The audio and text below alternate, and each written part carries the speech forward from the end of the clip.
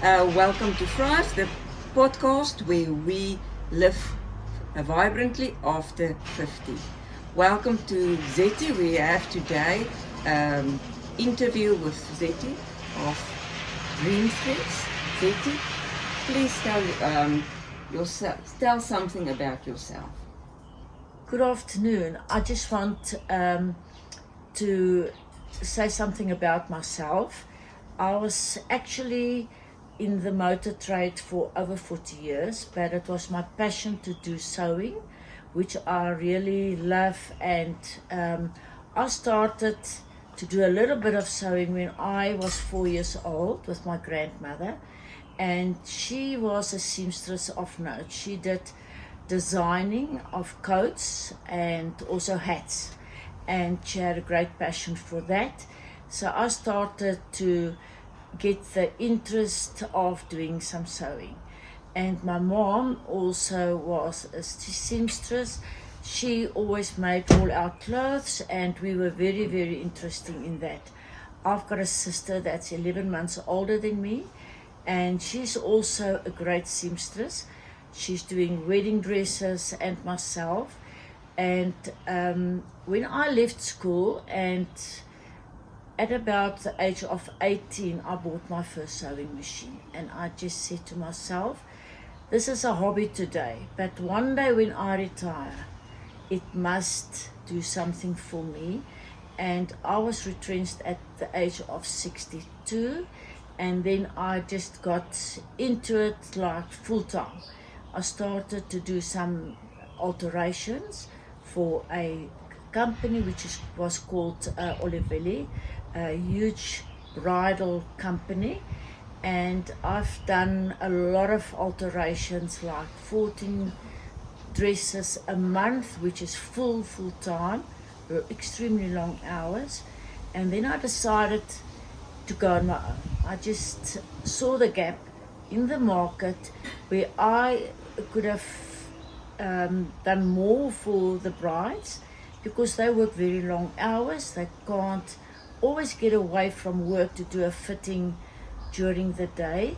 And I said to my husband, I want to do it. I like what I'm doing. I really have a passion for sewing, and I can actually give them the service where I can fit them after hours or early mornings, over weekends, and if they have difficulty to come and collect, they can do it any time. And that was my biggest thing in my business, where I could give them the service that I really wanted to give them. And I must say, I was a bit nervous to go on my own, but I said to my husband, you know what, there is a market, and I am going to do the best I can, because I've got my skills. I've done a lot of courses in the past. My first course that I've done was jackets and also nice garments. I love material. I've got a passion for nice material. And I was about 23 when I made a beautiful jacket, and I went to Bernina for my first sewing classes, and I never stopped.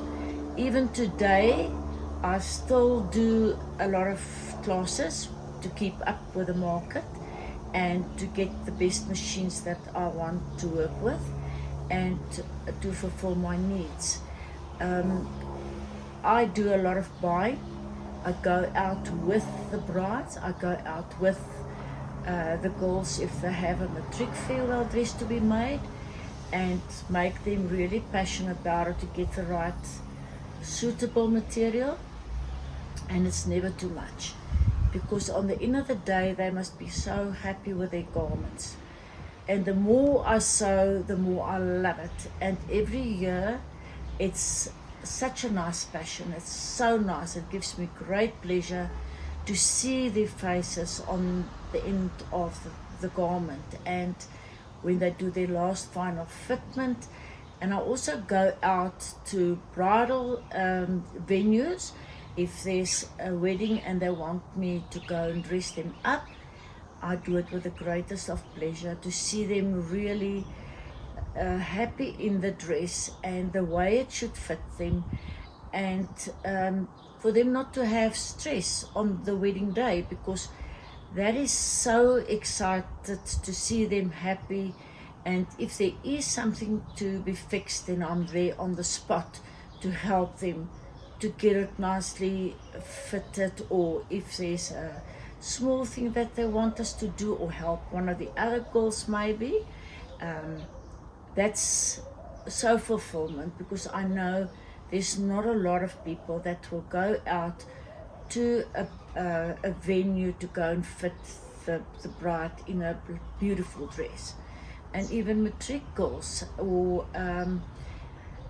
there's a lot of girls that just want alterations to be done, and they buy the dress from somewhere else, and they will come to me for any alterations or ideas to make it look better, or to put some extra lace on or whatever, and I do that as well. And I don't mind whatever I get to make it the best to my ability. And to be in time is for me a great thing. Never to have them wait for their dresses or a garment, and to put it in a beautiful bag, and it's also labeled with their name on. I do embroidery, so I like to make my bags look special, because it's something that they're gonna have for many years, and they will put that dress back in their beautiful bag, and it's personalized, and it's something that they will never forget, is the experience that I offer, and to make them feel happy and comfortable in my house. And if they have a problem, they can always come back, because there's very few people, if there's a problem, where they feel special and they feel they had good service. Service is such a great thing in our lives, and I must say, especially when you get married, it's a very stressful time in your life, and you want a dress to sit perfect, and the experience that you take away must be wow. And when you receive the wedding photos, it makes you feel so proud and so good, because they were happy. On the end of the day, that's all that matters. And where I get my business from, it's word of mouth.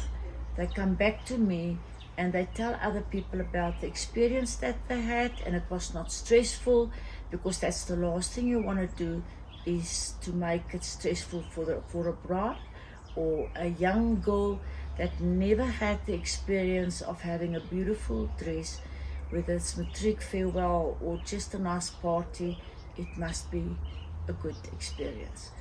I must also just say, I've been for a lingerie course, which is beautiful. It helped me a lot in my business, where I make my own bras, my own underwear, and I'm going back now for a lovely course, how to make better corsets, which is a real specialized job, and I am looking forward to that, to grow and never give up. I've got 9 sewing machines, I've got 3 granddaughters, and they can all do a bit of sewing, and they enjoy it. They also have a passion, and I wish I can just keep on teaching them and help them to just grow themselves a little bit in that. And there is a lot that I still want to do.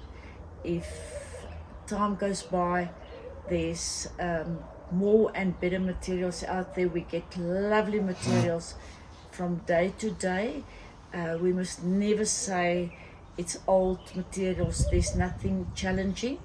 There's always something out there that is beautiful and that I adore to make.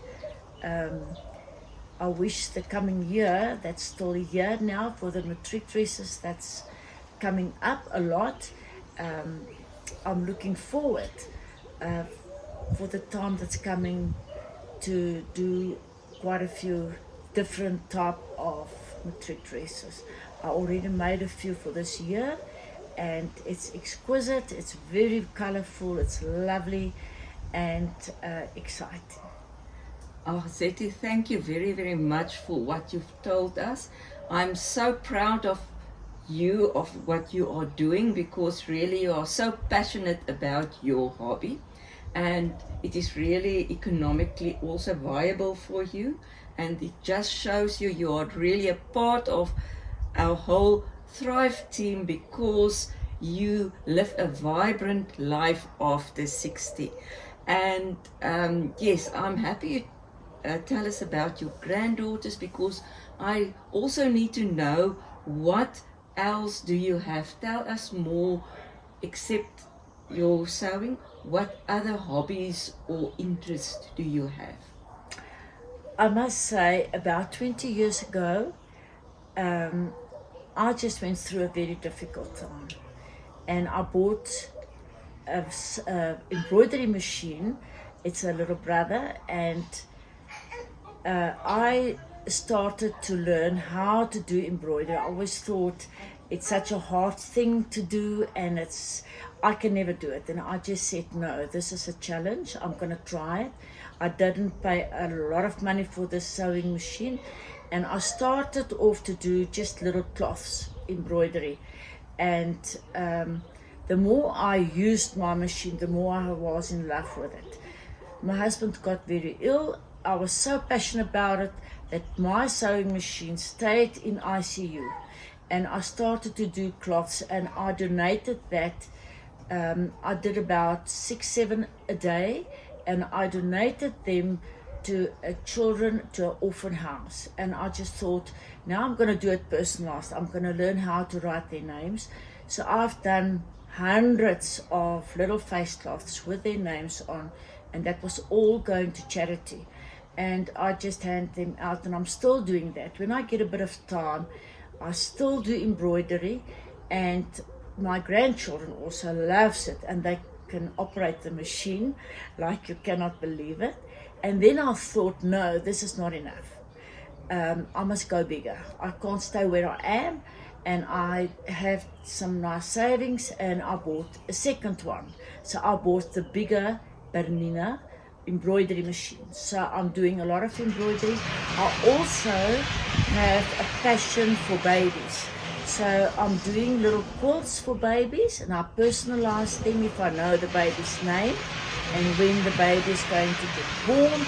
And I'm busy right now with a very nice quilt for a little baby. It's a little girl. The other one I'm not sure yet. We think it's a boy.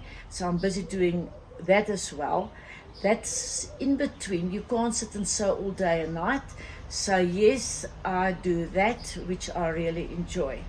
And I try and keep healthy. I must tell you guys that I go to the gym daily, try to get out there every morning and do a bit of walking. I love my garden, which is my pride and joy. So I still keep myself occupied in the garden. And then I did another course, which is totally different. I've done some pastry. I've done a 5-year course, and it was late nights, and I had to drive very far to get out there to do a pastry and catering. It took me 5 years to do it. Every Tuesday and every Friday I had to attend my course. So I love baking, I love cooking.